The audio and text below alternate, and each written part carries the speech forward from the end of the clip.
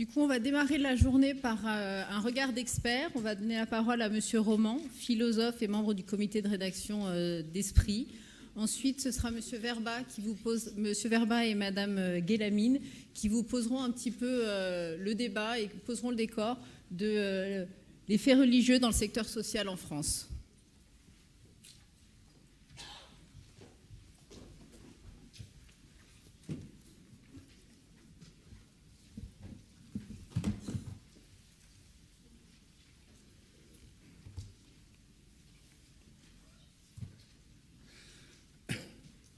Merci. Alors, je vous remercie de m'avoir proposé de présenter d'ouvrir cette séance par quelques propos liminaires qui essayent de tracer le cadre, au fond, de la question de la laïcité aujourd'hui.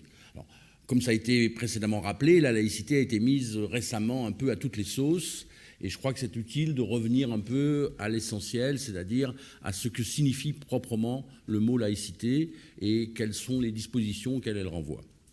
La première des choses, me semble-t-il, c'est d'affirmer que la laïcité, contrairement à ce qu'on dit parfois, n'est pas tellement une valeur, elle n'a pas tellement de contenu, elle ne veut pas forcément dire quelque chose, hein, au même titre que liberté, égalité, fraternité, qui elles sont des valeurs au sens propre, qui ont un contenu spécifique. La laïcité est plutôt un principe.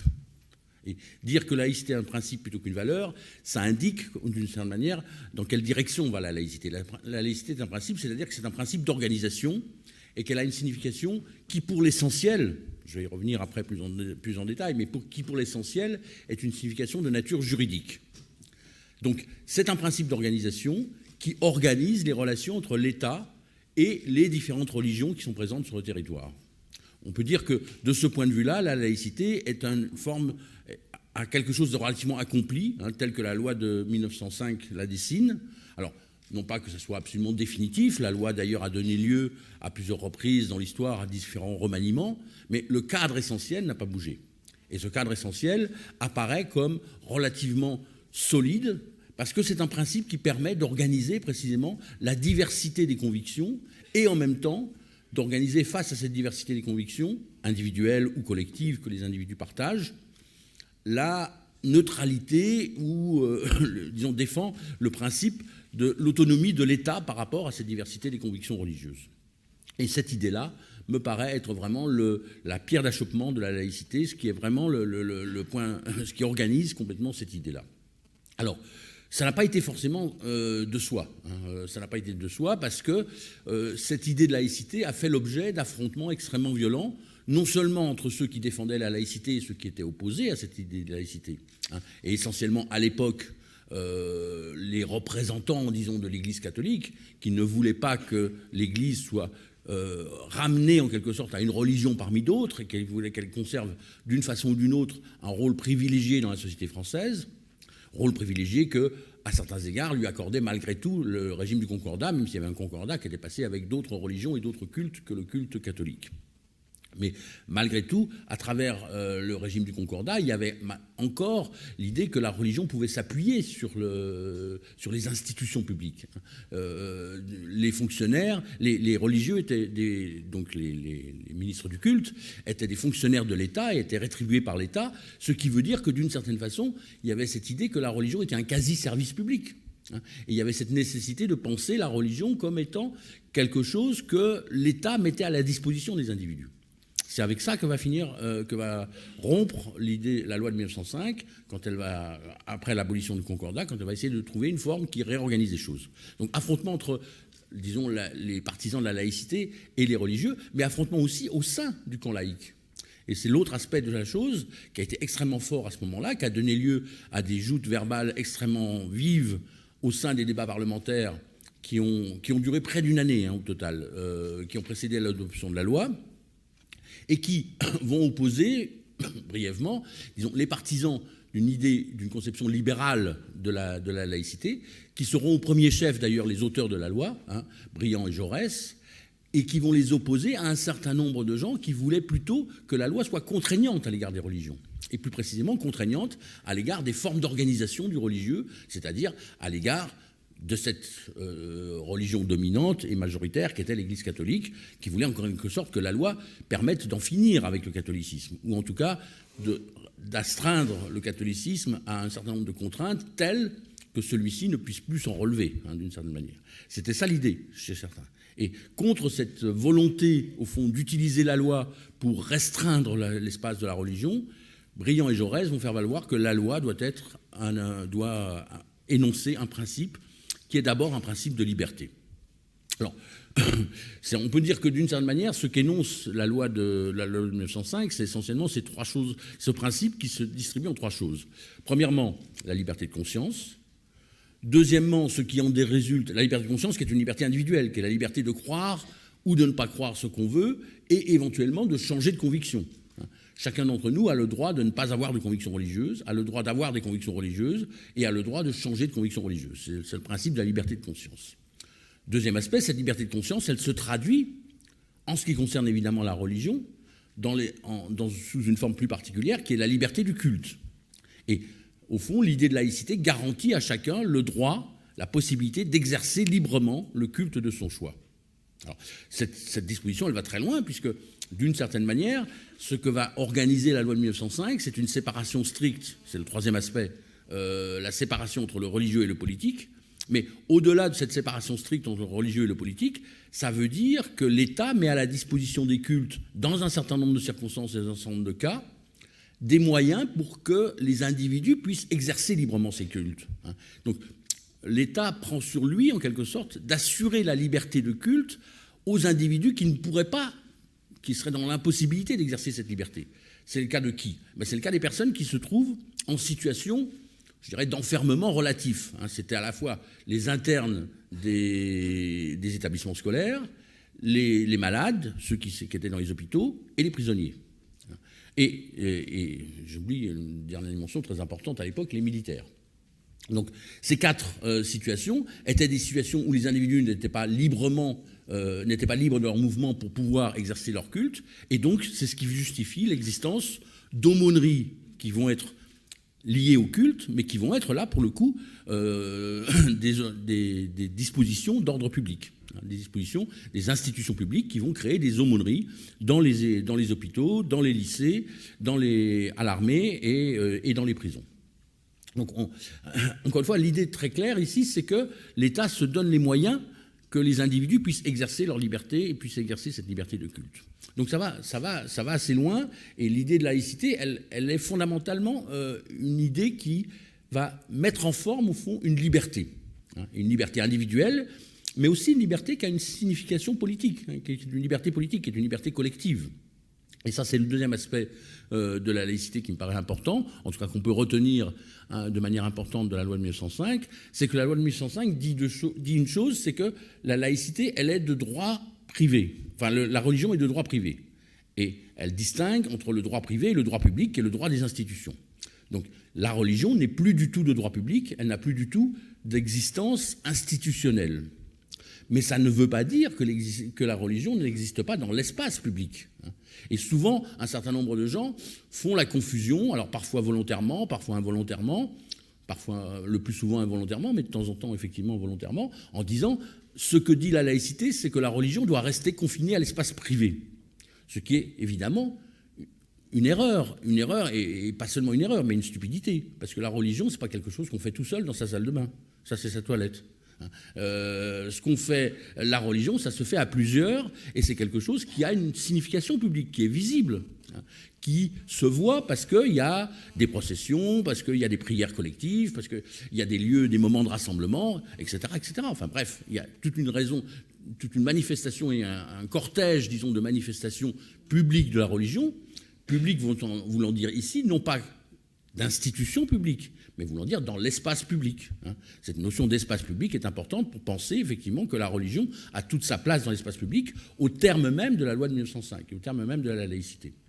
La seule restriction qui est énoncée dans la loi, c'est des restrictions qui concernent l'ordre public, c'est-à-dire si éventuellement telle ou telle manifestation religieuse devait dégénérer en désordre public, là, à ce moment-là, il y aurait effectivement un certain nombre de problèmes. Donc ça, c'était le cadre qui a été posé par la loi de 1905, et ce cadre a été mal accepté dans un premier temps par l'Église catholique, puis a fini par être accepté, je vous la fais courte, par le catholicisme, et a fini au fond par pacifier complètement cette question. Alors, par la pacifier, pas totalement, complètement, puisqu'il restera une pomme de discorde pendant très longtemps, en gros jusqu'en 81, 82, 83, puisque ce sera la dernière manifestation de ça, mais qui sera la question de l'école, et la question de l'école privée ou de l'école religieuse, et de la possibilité pour l'Église de maintenir des écoles sous son égide, qui seront des écoles différentes, en partie, très peu finalement, de l'école publique. Je ne veux pas rentrer dans ce débat-là, parce qu'on pourrait y revenir longuement, mais finalement, ça a été réglé et résolu. Alors, certains diront mal résolu et mal réglé, d'autres pensent que c'est un compromis acceptable, peu importe. Il y avait eu à un moment donné une proposition qui avait été la proposition Savary en 82-83 de trouver une solution unitaire pour l'ensemble des systèmes d'enseignement. Cette proposition, pour différentes raisons, n'a pas pu être retenue, a été finalement abandonnée. Et ce qui a été consacré, au fond, c'est le système qui existait avant la loi Savary, qui était le système qui mettait en œuvre la loi Debré, donc des années 60, qui permettait, de fond, de penser le conventionnement entre l'État et les établissements religieux, aux raisons et au titre de la contribution effective de ces établissements à l'effort d'éducation générale. Et de fait, ces établissements contribuent à l'éducation de manière générale et ils sont donc, à ce titre, partiellement subventionnés par l'État. Encore une fois, ce qui est important, c'est que l'État ne subventionne pas dans cette affaire le culte. L'interdiction de subvention du culte reste une interdiction absolue, en quelque sorte, mais il subventionne, en quelque sorte, une activité qui n'est pas forcément liée au culte, mais qui est une activité éducative, de la même manière que l'État va subventionner sous différentes formes des activités qui peuvent avoir à l'origine, en quelque sorte, une motivation religieuse, qui sont des activités caritatives, ou qui sont des activités sociales, ou qui sont des activités culturelles, ou qui sont des activités sportives. Bref, toute une série d'activités de nature diverse que la société met en œuvre et que certains mettent en œuvre au nom de motivations religieuses. Mais c'est pas les motivations religieuses que subventionne l'État, ce sont les activités. Et c'est la raison de ces systèmes de subventionnement. D'ailleurs, pendant très longtemps, après 1905, ce qui va se passer, c'est qu'au fond, la société française va progressivement se couvrir d'un réseau de patronage, d'associations, de structures diverses, qui les unes au nom de la religion, d'autres au nom d'une conception non religieuse de l'action sociale, j'entends ici action sociale au sens large, vont essayer de prendre en charge, au fond, la société civile. Et cette vitalité de la société civile va naître de cette concurrence entre ces deux formes, entre ces deux pôles. Jusqu'au point où, et ça sera plutôt dans les années d'après la Seconde Guerre mondiale, les uns comme les autres vont s'apercevoir d'une chose, c'est que dans leurs diverses activités, finalement, ils font la même chose. Ils font la même chose, c'est le drapeau identitaire qui est différent, mais les activités elles-mêmes sont des activités qui, dans la nature même des activités, les rassemblent et les amènent à converger. Et ça sera le second grand facteur de pacification de la question laïque, non seulement le fait que juridiquement elle a cadré les choses de telle manière que ça puisse arriver à pacifier les choses, mais aussi parce que finalement, la raison identitaire qui était très forte au départ, qui va continuer d'exister d'une certaine manière, mais elle va apparaître comme beaucoup moins, comme secondaire, je dirais, à l'égard de la nature même des activités, de la professionnalité qui va être déployée dans les différentes activités des uns et des autres, que ce soit encore une fois dans le champ du social, que ce soit dans les champs éducatifs, que ce soit dans le champ sportif ou dans le champ culturel. On va avoir là une convergence des pratiques qui va l'emporter sur la distinction ou l'opposition des idéologies. Donc on pourrait dire que pour toutes ces raisons, la question laïque a été en gros progressivement résolue après 1905. Et à certains égards, il y a là quelque chose qui est effectivement vrai. Le problème, c'est que ça ne rend pas compte, évidemment, de cette résurgence de la question laïque aujourd'hui et de pourquoi la laïcité est-elle aujourd'hui à ce point à l'ordre du jour. Il est évident que c'est lié directement à quelque chose qui est un phénomène nouveau, et qui va être la présence massive de l'islam dans la société française, d'un islam que la loi de 1905 ne connaissait pas. Ce qui est d'ailleurs allé un peu vite en besogne, parce qu'il n'est pas vrai de dire que la loi de 1905 ne connaissait pas l'islam. Les 3 derniers jours de débat de la loi de 1905 sont entièrement consacrés à la question de l'islam et consacrés à la question de savoir si on va appliquer la laïcité à l'islam. Pour quelle raison ? Pour une raison simple, c'est que tout simplement, à l'époque, l'islam est la religion majoritaire d'une partie de la population française, celle qui peuple des départements français, parce que c'était des départements français, d'Algérie. Et en Algérie, on va décider que la laïcité ne s'applique pas à l'islam. On va décider que la laïcité s'applique en Algérie aux cultes qui sont, disons, l'équivalent des cultes métropolitains, mais pas à l'islam, pour une raison qui n'a rien à voir avec la question religieuse, en fait. Pour une raison qui a à voir directement avec la situation coloniale. Pour une raison qui a directement à voir avec le fait que les Algériens musulmans n'ont pas le même statut juridique que les Algériens non musulmans, c'est-à-dire que les Algériens français, je dirais à part entière, c'est-à-dire les Européens d'Algérie. Les Algériens musulmans ont un statut juridique qui est le statut personnel et qui est directement lié au statut colonial, qui est directement lié au statut d'indigène. Donc c'est en raison des formes nécessaires, en tout cas aux yeux d'un certain nombre de représentants à l'époque de la domination coloniale, qu'on ne va pas appliquer la loi de 1905 à l'Algérie. Contre d'ailleurs la demande explicite des oulémas algériens qui vont demander à plusieurs reprises que la loi de 1905 leur soit appliquée et soit appliquée à l'islam. Mais ça sera, cette demande va se heurter à un perpétuel refus et on verra cette question ressurgir évidemment bien après, pendant la guerre d'Algérie et puis après, ensuite encore sur le territoire national quand évidemment les musulmans vont venir. Alors là, il ne s'agira plus de demander et d'exiger de faire place à un statut particulier et singulier bien sûr, mais je dirais l'héritage de cette représentation-là, l'héritage de cette exclusion initiale pèse assez lourd dans les consciences, dans les représentations et dans les dispositions effectives des uns et des autres d'ailleurs. Le deuxième aspect pour lequel la question de l'islam pose problème, a pu sembler à un moment poser problème, c'est tout simplement parce que cet islam qui, quand il est arrivé en France avec l'immigration pour l'essentiel, a été un islam qui, au fond, essayait de se faire oublier. Alors, pas parce qu'il était l'islam, mais tout simplement parce que la situation ordinaire de la plupart des immigrés, je dirais de première génération, était une situation de personnes qui se vivaient, en quelque sorte, temporairement transplantés et pas forcément pleinement français à part entière. Pour des tas de raisons, bonnes ou mauvaises, peu importe, c'était ça la situation. Mais à partir du moment où un certain nombre de gens sont nés en France, ont grandi en France et se sont sentis profondément français, ils se sont dit, nous n'avons pas de raison de continuer à avoir comme ça honte de ce que nous sommes, de continuer à masquer au fond notre pratique cultuelle, donc continuer à masquer notre pratique de religion.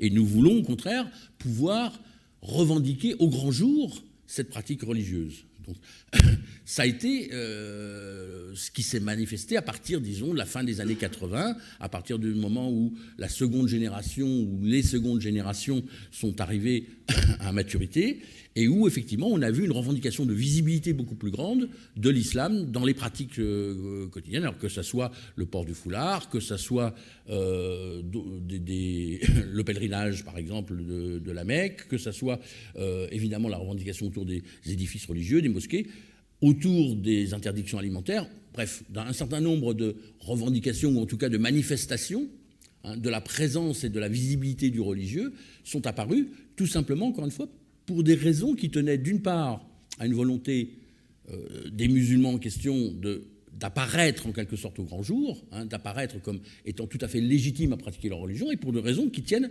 je dirais au fond, qui sont une marque et un signe profondément d'intégration. C'est-à-dire, c'est l'idée que nous sommes des citoyens à part entière, au même titre que les autres, et donc au même titre que les autres, nous voulons pouvoir bénéficier des possibilités de liberté religieuse que garantit la Constitution et que garantit précisément, en particulier, la loi de 1905. Donc de ce point de vue-là, on voit bien qu'il y a eu quelque chose qui a bougé, mais qui a suscité un certain nombre d'inquiétudes extrêmement profondes, et qui a suscité notamment une résurgence, je dirais, de la laïcité au sens anti-religieux, cette fois-ci, non plus au sens de principe d'organisation, mais au sens de camp, au sens de combat, qui avait été au départ la laïcité telle que certains l'avaient défendue contre l'Église catholique. Et on voit bien que cette posture de laïcité de combat a été reprise à plus d'un siècle de distance, à près d'un siècle de distance, par ceux qui voyaient la possibilité de combattre, non plus cette fois-ci l'Église catholique, mais l'islam, avec quand même des différences tout à fait considérables qu'il ne faut pas oublier. C'est que l'Église catholique, à l'époque, à la fin du XIXe siècle, était extrêmement majoritaire dans la société française et était extrêmement puissante, hein, à la fois économiquement et puis idéologiquement. Les élites étaient entièrement, ou l'essentiel des élites était entièrement contrôlé par l'Église catholique. Hein. Ce qui n'était pas le cas de l'islam, et ce qui n'est toujours pas le cas de l'islam, que je sache, dans la société française, où il n'est pas majoritaire, même si il a été augmenté, et où surtout, ce n'est pas la religion des puissants, c'est plutôt la religion des plus faibles aujourd'hui. Mais ces différences-là sont souvent passées sous silence par ceux qui pensent qu'il faut reprendre et il faut recommencer, en quelque sorte, le même type de posture d'offensive anti-religieuse que celle qui avait été conduite par les laïcs dans la première période. Alors, une fois qu'on a tracé ça, qu'est-ce qu'on peut dire aujourd'hui de la situation de la laïcité ? On peut dire qu'elle est effectivement, à certains égards, controversée, parce qu'il y a d'un côté, je dirais, ceux qui pensent que la laïcité doit être avant tout un souci d'interdiction, hein, et qui cherchent en permanence tout ce qu'on pourrait interdire au nom de la laïcité. Alors, on voit que, pour un certain nombre d'entre eux, ils débordent d'imagination. On voit bien que ça revient périodiquement, on voit régulièrement revenir toute une série de propositions, de projets, etc., où il s'agit d'interdire ceci, d'interdire cela, etc. Ces interdictions se focalisent presque toujours sur les femmes et sur le port du foulard. Mais c'est un aspect particulier. L'autre aspect des choses, c'est qu'au contraire, il y a l'idée qui est encore aujourd'hui défendue majoritairement par les institutions, par les juristes, que la laïcité est essentiellement ce principe d'organisation qui organise une liberté publique et qui permet à cette liberté publique de s'exercer. Alors, deux remarques à ce propos. La première, c'est qu'il y a bien eu effectivement une loi restrictive qui a été votée en ce qui concerne le port du foulard, qui est la loi de 2004 sur le port du foulard dans les établissements scolaires, et qui apparaît comme quelque sorte contradictoire avec ce que je viens de dire. Mais elle ne l'est pas tout à fait, encore qu'il y a des discussions éventuellement sur le bien fondé de cette loi, mais peu importe. La loi existe, et si elle existe, c'est parce que, précisément, l'idée que la liberté religieuse est une liberté individuelle et qui est celle des citoyens, avec comme contrepartie l'idée de la neutralité des fonctionnaires. Les fonctionnaires doivent être neutres pour que le citoyen ne se sente pas, et doit apparaître dans l'exercice de ses fonctions, en tout cas, comme animé par une stricte neutralité, pour que le citoyen ne se sente pas, en quelque sorte, rejeté ou au contraire privilégié éventuellement par telle ou telle manifestation d'appartenance directe du fonctionnaire. Je dirais pour la même manière pour les mêmes raisons qu'un fonctionnaire se doit d'être neutre politiquement dans l'exercice de ses fonctions, bien entendu. Ce qui ne l'empêche pas, par ailleurs, en tant que citoyen, d'avoir les convictions politiques ou religieuses qui sont les siennes et qu'il veut. Hein. Mais dans l'exercice de ses fonctions, il doit effectivement manifester cette neutralité. D'où l'idée que l'espace institutionnel de l'État doit être un espace neutre. Et c'est bien évidemment ce qui est fait dans l'espace scolaire. L'idée que la loi de 2004 a mise en avant, c'est qu'il fallait en quelque sorte étendre cette neutralité de l'espace institutionnel de l'école au-delà des fonctionnaires à cette catégorie spécifique des usagers que sont les élèves. Hein. Évidemment, l'idée de neutralité, elle vaut pour la diversité des pratiques des usagers et non pas pour elle vaut pour les fonctionnaires et non pas pour la diversité des pratiques des usagers. Mais dans le cas précis de l'école, on l'étend aux usagers, non pas en tant qu'usagers, mais en tant que membre, en quelque sorte, d'un espace qui est celui de l'école et qui doit garder cette neutralité-là. Donc, c'est parce que, au fond, les élèves sont mineurs et qui sont élèves d'institutions qui sont soumis à cet aspect de la neutralité qui est l'interdiction de port de signes religieux. C'est la justification qu'on peut comprendre, qu'on peut discuter, peu importe, mais enfin, c'est la justification de la loi de 2004. Cette justification, explicitement d'ailleurs, énonce le fait qu'elle est restreinte aux élèves. Et elle ne porte que sur les élèves. Et que sur les élèves des classes primaires et secondaires. Sur les élèves des établissements primaires et secondaires. Non pas sur les élèves de l'université qui sont adultes et qui sont à ce moment-là traités comme tous les autres usagers de l'espace public ou tous les autres usagers des institutions, quelles qu'elles soient.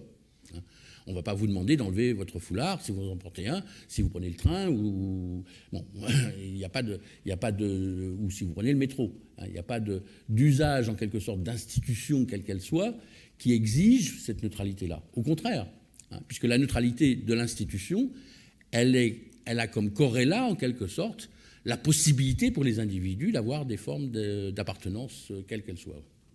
Donc on a cette situation qui est une exception relative, encore une fois, qui peut se comprendre par cette extension aux élèves des établissements primaires et secondaires de la neutralité de l'école, et qui, alors, selon les uns, a permis de pacifier le problème, selon d'autres, moins, mais je ne rentre pas dans ce débat-là, c'est un autre débat. Reste que la loi aujourd'hui existe, que certains la contestent, mais ils sont aujourd'hui très minoritaires, et il y a peu de chances que cette loi aujourd'hui évolue dans une direction quelconque. La deuxième chose que je voulais évoquer, c'était simplement le fait que à la suite des événements de janvier dernier et de novembre dernier, on a vu aussi un regain du débat sur la laïcité. Mais il est évident que des attentats ne sont pas une atteinte à la laïcité. La laïcité n'est pas concernée par ça. C'est évidemment une atteinte majeure à l'ordre public, c'est une atteinte majeure, je dirais, à la fois à la raison, à la coexistence entre les individus. Et à ce titre, ça doit être évidemment combattu, réprimé, etc. Mais la laïcité n'a pas grand-chose à faire là-dedans. Il n'y a pas un défaut de laïcité dans l'existence de différentes formes de terrorisme. Je pense qu'il faut arriver assez clairement à séparer les deux choses, qu'il faille, pour lutter contre le terrorisme, des mesures sécuritaires, qu'il faille prendre un certain nombre de dispositions, certainement, que le fait, éventuellement, à l'occasion de rappeler les valeurs républicaines et de rappeler un certain nombre de principes républicains, dont la laïcité, pourquoi pas, mais c'est évidemment pas essentiellement par un surcroît de laïcité qu'on viendra à bout du terrorisme. Donc ne mélangeons pas les choses, ne mélangeons pas les problèmes, ne mélangeons pas les significations. Ça renvoie à des choses qui sont très réelles, qui sont très préoccupantes, mais qui, pour l'essentiel, ne mettent pas en cause la question de la laïcité. Et on voit bien d'ailleurs que ces fameux terroristes n'étaient pas des gens qui étaient d'abord et avant tout des combattants contre la laïcité. Ce n'est pas la laïcité qui remet en cause. C'est pas ça qui est leur cheval de bataille. C'est tout à fait autre chose. Le fanatisme qui les anime est d'une autre nature et concerne d'autres problèmes. Donc voilà, faisons attention, encore une fois, à ne pas surcharger en quelque sorte la laïcité d'exigences ou de considérations qui n'ont qu'un rapport très très lointain avec elle, voire aucun rapport du tout. Essayons de tenir bon l'idée que la laïcité est, encore une fois, une loi qui permet sereinement la coexistence entre les individus, parce qu'elle permet sereinement à chacun de pratiquer la religion de son choix et de pratiquer le culte de son choix de façon pacifiée. Alors on pourrait prendre toute une série de débats, toute une série d'exemples, la question des interdits alimentaires, la question du jeûne obligatoire du ramadan, la question des fêtes religieuses, toute une série de manifestations de ce type, et on verrait, on pourrait y revenir dans la discussion si vous voulez, qu'un certain nombre de ces manifestations sont tout à fait légitimes et ont droit de citer parce que précisément elles relèvent de convictions individuelles et que parfois il y a des problèmes techniques d'organisation, mais il s'agit simplement d'organiser cette possibilité technique pour les individus de vivre librement leurs convictions de la façon dont ils l'entendent eux. Évidemment, ça c'est un autre débat encore, c'est-à-dire que c'est pas à moi de savoir ce qu'est l'islam, et dire ce que l'islam doit faire ou ce que l'islam a le droit de dire, etc. C'est aux musulmans eux-mêmes, évidemment. C'est aux musulmans de dire ce qu'est à leurs yeux l'islam. Je n'ai rien d'autre à faire en tant que si je suis le représentant de l'État par rapport à ça, que d'enregistrer en quelque sorte ce que les musulmans me disent de l'islam.